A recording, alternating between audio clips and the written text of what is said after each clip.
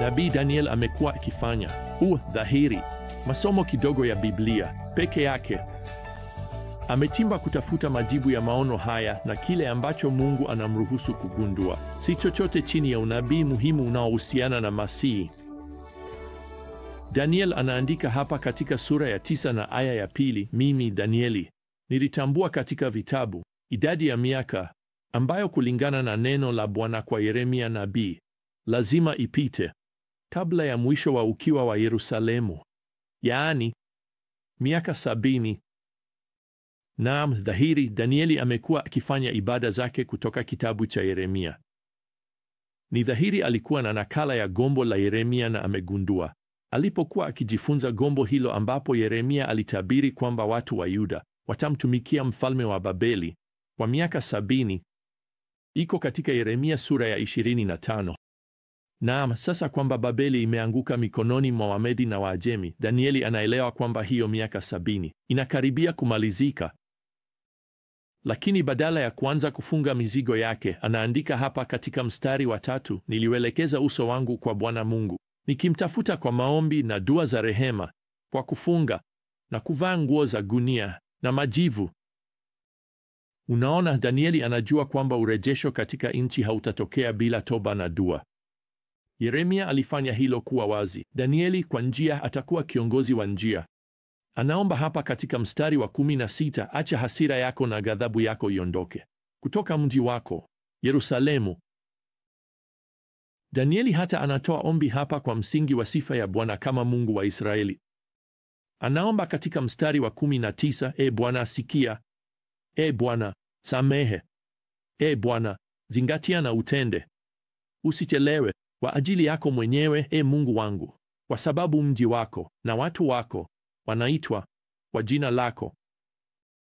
Maombi ya nabii hapa yanahusu urejesho wa Yerusalemu baada ya miaka 70 ya uhamisho huko Babeli.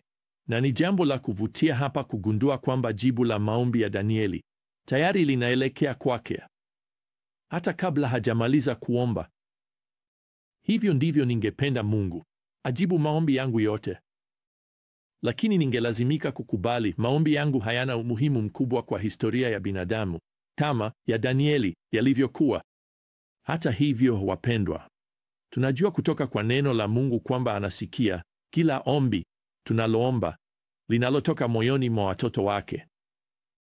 Sasa malaika Gabrieli anafika kabla Danieli hajamaliza kusema amina, na Gabrieli anamwambia hapa katika mstari wa 22, nimekuja sasa kukupa ufahamu na kuelewa.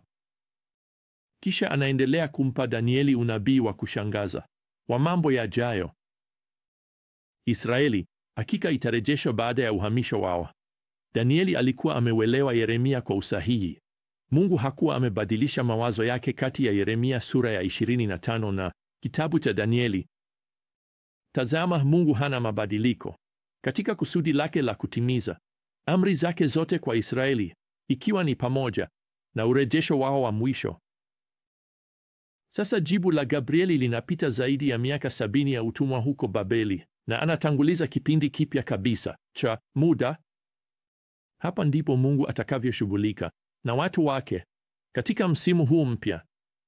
Gabrieli anasema hapa katika mstari wa 24, majuma 70 yameamriwa kuhusu watu wako na mji wako mtakatifu, ili kumaliza uasi, kumaliza dhambi na kufidia uovu, kuleta haki ya milele, kufunga maono na nabii na kutia mafuta mahali patakatifu zaidi. Kwa hivyo unabii huu waziwazi utashughulikia eneo kubwa. Sasa haya majuma 70 ni nini? Vema, tunaporuhusu Biblia kujitafsiri yenyewe, neno hapa kwa majuma 70 linarejelea vitengo vya 7. Kila juma linawakilisha kitengo cha miaka 7. Kwa hivyo majuma 70 basi ni mara 70 ya miaka 7, na hiyo ni sawa na miaka 490. Kwa hivyo Gabrieli anasema hapa, katika kipindi cha miaka 490, tazama kile kitakachotimizwa.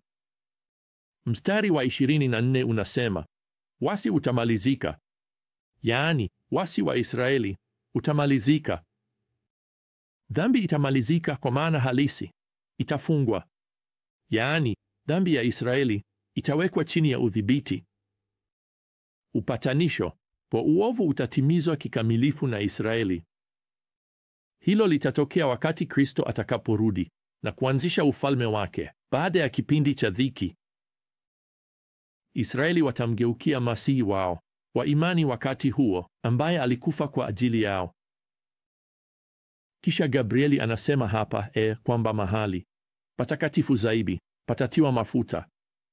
Hii inamaanisha kwamba hekalu jipya litajengwa tena huko Yerusalemu.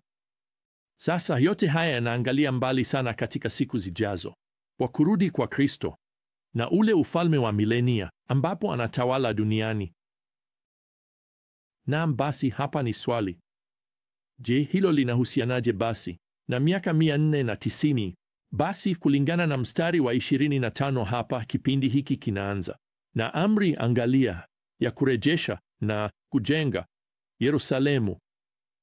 Basi amri hiyo itatolewa kwa Nehemia mwaka wa 445 kama tulivyoona katika Nehemia sura ya 2 mistari ya 4 hadi 8.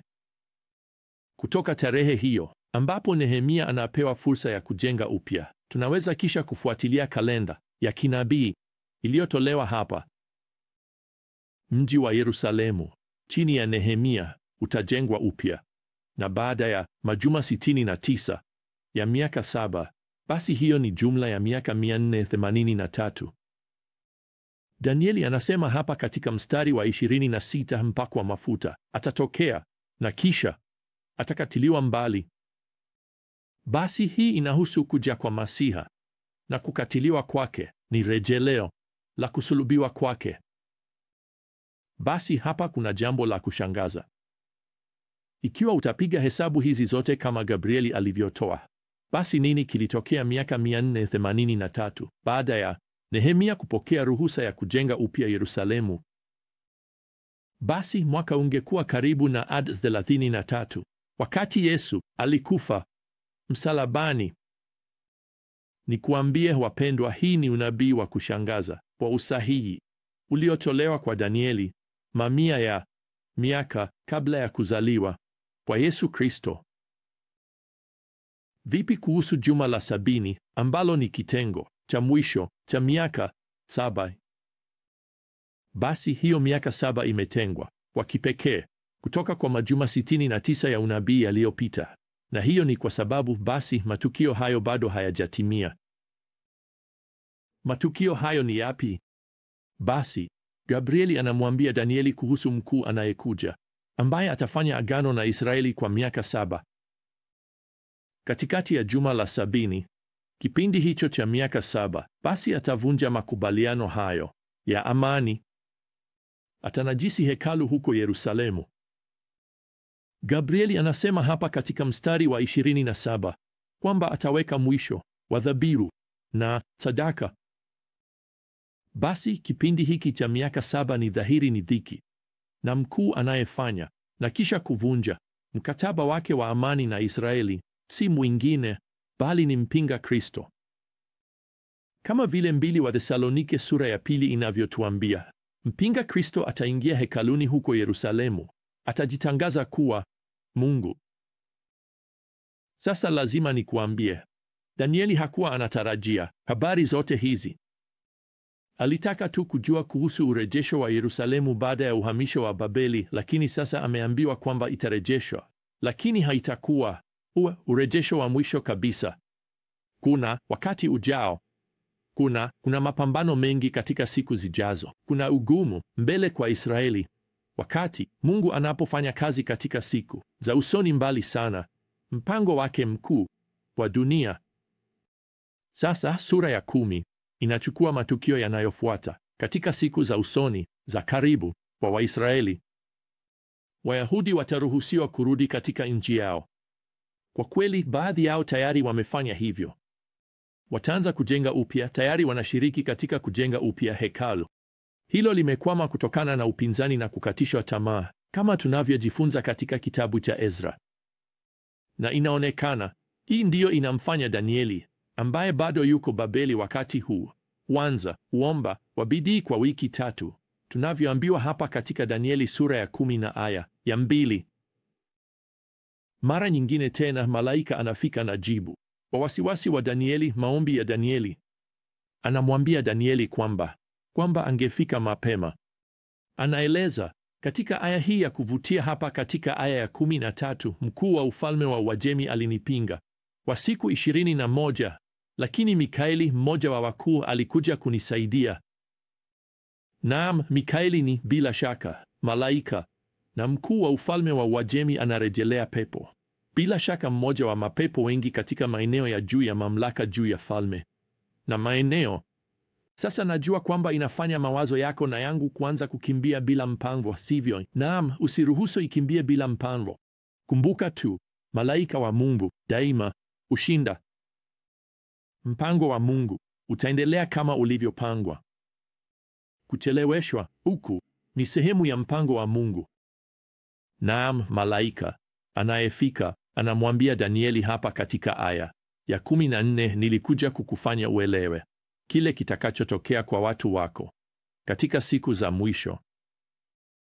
Jibu la malaika huyu kwa Danieli lilikuwa faraja, na linapaswa kuwa faraja kwetu. Inapaswa kutukumbusha kwamba Mungu hajali tu kuhusu sisi. Anajali kuhusu watoto wetu, wajukuu wetu na vizazi vingi vijavyo. Na nataka kusema kwamba wapendwa, kwa sababu tuna tabia ya kufikiria kwamba kama Mungu atafanya jambo lazima alifanye sasa. Yeye lazima alifanye hivi karibuni, wakati tuko hai. Hapana. Mipango yake inaenea hadi mwisho wa historia ya binadamu.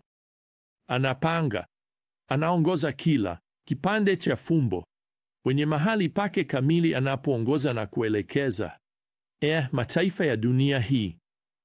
Mipango yake kwa historia yote ya binadamu, ambayo inajumuisha mipango yake hadi kwa undani wa mwisho, kwa njia, kwa maisha yako na yangu. Mipango hiyo yote inakuja pamoja kwa wakati unaofaa kabisa. Tunapaswa kusimama hapa hadi safari yetu ya hekima ijayo pamoja, wapendwa. Neema ya Bwana Yesu Kristo na upendo wa Mungu na ushirika wa Roho Mtakatifu uwe nanyi nyote.